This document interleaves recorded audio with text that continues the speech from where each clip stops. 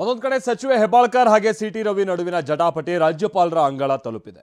ಇವತ್ತು ಗವರ್ನರ್ ಅವರನ್ನ ಭೇಟಿ ಮಾಡಿದ ರವಿ ಅವರು ಅವತ್ತು ಪರಿಷತ್ನಲ್ಲಿ ಏನೆಲ್ಲ ಆಯಿತು, ತಮ್ಮ ಬಂಧನದ ಬಳಿಕ ನಡೆದ ಬೆಳವಣಿಗೆಗಳ ಬಗ್ಗೆ 8 ಪುಟಗಳಲ್ಲಿ ಇಂಚಿಂಚು ಮಾಹಿತಿಯನ್ನ ನೀಡಿ ಬಂದಿದ್ದಾರೆ. ಅಷ್ಟೇ ಅಲ್ಲ, ಸರ್ಕಾರದ ಮೇಲೆ ಕೆಂಡದ ಮಳೆ ಸುರಿಸಿದ್ದಾರೆ.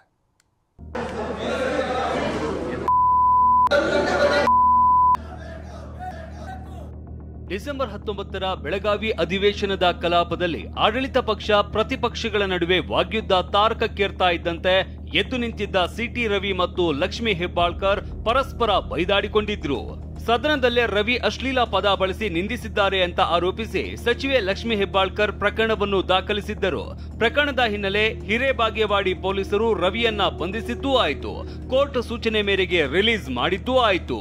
ಕೊನೆಗೆ ಈಗ ಪ್ರಕರಣ ಸಿಐಡಿಗೆ ವರ್ಗಾವಣೆಯಾಗಿದೆ. ಅಷ್ಟೇ ಅಲ್ಲ, ಇದೀಗ ರಾಜ್ಯಪಾಲರ ಅಂಗಳಕ್ಕೂ ಪ್ರಕರಣ ಎಂಟ್ರಿ ಕೊಟ್ಟಿದೆ. ರಾಜಭವನ ಅಂಗಳಕ್ಕೆ ಲಕ್ಷ್ಮೀ ರವಿ ಪ್ರಕರಣದ ಚೆಂಡು. ರಾಜ್ಯಪಾಲರನ್ನ ಭೇಟಿಯಾದ BJP MLC city Ravi. City Ravi ವಿರುದ್ಧದ ಅಶ್ಲೀಲ ಪದ ಬಳಕೆ ಆರೋಪ ಕುರಿತು ರಾಜ್ಯಪಾಲರು ಮಾಹಿತಿ ಪಡೆದುಕೊಂಡಿದ್ದಾರೆ. ಪ್ರಕರಣ ಸಂಬಂಧ ಬಿಜೆಪಿ ನಿಯೋಗ ರಾಜ್ಯಪಾಲ ಥಾವರ್ ಚಂದ್ ಗೆಹ್ಲೋಟ್ಗೆ ದೂರು ನೀಡಿತ್ತು. ಈ ಹಿನ್ನೆಲೆ ರಾಜ್ಯಪಾಲರು ಸಿಟಿ ರವಿಗೆ ಬುಲಾವ್ ನೀಡಿದ್ದರು. ಸದ್ಯ ಸಿಟಿ ರವಿ ರಾಜ್ಯಪಾಲ ಥಾವರ್ ಚಂದ್ ಗೆಹ್ಲೋಟ್ ರನ್ನ ಭೇಟಿಯಾಗಿ ಜಟಾಪಟಿಯ ಕುರಿತು ಮಾಹಿತಿ ನೀಡಿದ್ದು, ಪ್ರಕರಣದ ದಿಕ್ಕು ತಪ್ಪಿಸ್ತಾ ಇರುವ ಪೊಲೀಸರ ವಿರುದ್ಧ ಕ್ರಮಕ್ಕೆ ಆಗ್ರಹಿಸಿದ್ದಾರೆ.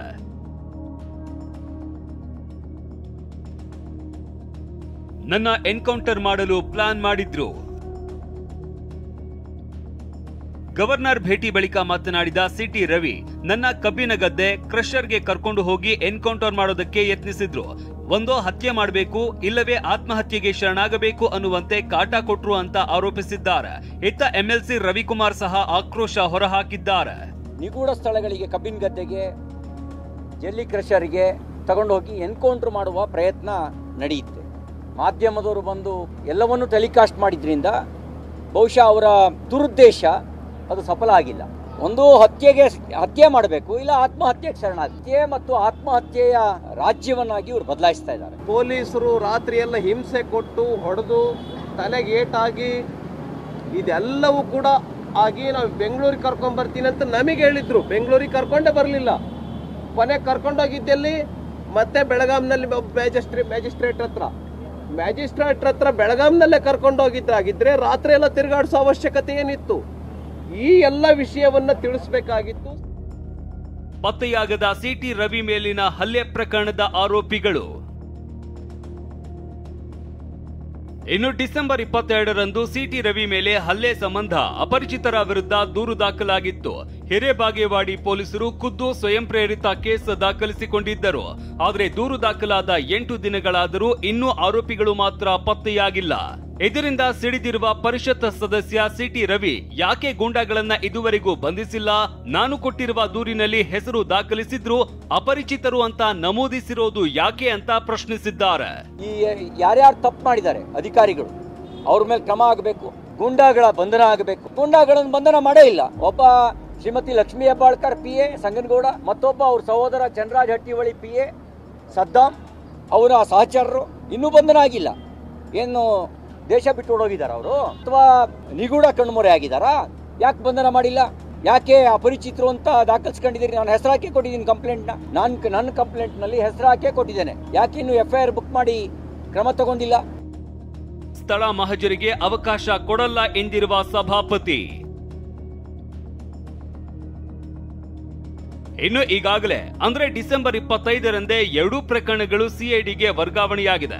ಆದ್ರೂ ಇದುವರೆಗೂ ಸಿಐಡಿ ತಂಡ ಬೆಳಗಾವಿಗೆ ಭೇಟಿ ನೀಡಿಲ್ಲ. ಸದ್ಯದಲ್ಲೇ ಸಿಐಡಿ ಟೀಮ್ ಬೆಳಗಾವಿಗೆ ತಲುಪಲಿದೆ. ಆದ್ರೆ ಸಿಐಡಿಗೆ ಇಲ್ಲೊಂದು ಸವಾಲು ಎದುರಾಗಿದೆ. ಲಕ್ಷ್ಮೀ ಹೆಬ್ಬಾಳ್ಕರ್ ದೂರಿನ ಅನ್ವಯ ಸ್ಥಳ ಮಹಜರು ನಡೆಸಬೇಕಾದ್ರೆ ಸುವರ್ಣಸೌಧಕ್ಕೆ ಕಾಲಿಡಬೇಕು. ಆದ್ರೆ ಪರಿಷತ್ ಸಭಾಪತಿ ಬಸವರಾಜ ಹೊರಟ್ಟಿ ಸ್ಥಳ ಮಹಜರಿಗೆ ಅವಕಾಶ ಕೊಡಲ್ಲ ಅಂತ ಖಡಾಖಂಡಿತವಾಗಿ ನುಡಿದಿದ್ದಾರೆ.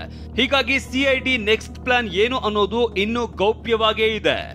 ನಮಗೊಂದು ಪತ್ರ ಬರ್ದಾರ ಅವರು, ಹಿಂಗಿಂಗ ಇಂಥ ಘಟನೆ ನಡೆದಕ್ಕೆ ನಾವು ಮಹಜಾರ್ ಮಾಡಬೇಕು, ಅದಕ್ಕೆ ನಮಗೆ ಅನುಮತಿ ಕೊಡು ಅಂತ ಹೇಳ್ಯಾರ. ನಾವು ಅವ್ರನ್ನ ಕರ್ಕೊಂಡೋಗಿ ಅಂದ್ರೆ ಸಿಟಿ ರವಿ ಅವ್ರನ್ನ, ಲಕ್ಷ್ಮೀ ಹೆಬ್ಬಾಳ್ಕರ್ನ, ಇವರೆಲ್ಲರನ್ನೂ ಕರ್ಕೊಂಡೋಗಿ ಅದನ್ನು ಮಾಡ್ತಾರೋ ಏನು ಮಾಡ್ತಾರೋ ನಮ್ಗೆ ಗೊತ್ತಾಗಲ್ಲ. ಇನ್ನು ಹಂಗೆ ಹೋಗಿ ಬರೀ ನೀವು ಕುರ್ಚಿ ಟೇಬಲ್ ಮಹಜಾರ್ ಮಾಡೋಕ್ಕಾಗತ್ತೆ. ಅದು ನಮಗೆ ಯಾವ ರೀತಿಯಿಂದ ನೀವು ಅದನ್ನು ಏನು ಪಂಚನಾಮ ಮಾಡ್ತೀವಿ ನಮಗೆ ತಿಳಿಸ್ರಿ. ಆಮೇಲೆ ನಾವು ನಮ್ಮ ತೀರ್ಮಾನ ಈಗ ನಾವು ತಿಳಿಸಿವಿ, ನಾವು ಕೊಡೋಂಗಿಲ್ಲ, ಪರ್ಮಿಷನ್ ಕೊಡೋಂಗಿಲ್ಲ, ನಮ್ಮ ಇದರ ಬರೋಂಗಿಲ್ಲದು ಒಂದು ಸರಿ ಸದನ ಮುಗಿದ ನಂತರ ಆತಂತ ಕೊಟ್ಟಿವಿ. ನಾವು ಅವ್ರಿಗೆ ಅನುಮತಿಯನ್ನು ಕೊಟ್ಟಿಲ್ಲ. ಸದ್ಯ ಸಿಐಡಿ ಅಧಿಕಾರಿಗಳು ಆರೋಪಿಗಳನ್ನು ಬಂಧಿಸೋದಕ್ಕೆ ತಯಾರಿ ನಡೆಸಿದ್ದಾರೆ. ಈಗಾಗಲೇ 2 ಘಟನಾವಳಿಗಳ ಕುರಿತು ಮಾಹಿತಿ ಪಡೆದಿರುವ ಸಿಐಡಿ ತನಿಖೆ ಮತ್ತಷ್ಟು ಚುರುಕುಗೊಳಿಸಿದೆ. Bureau report, TV9.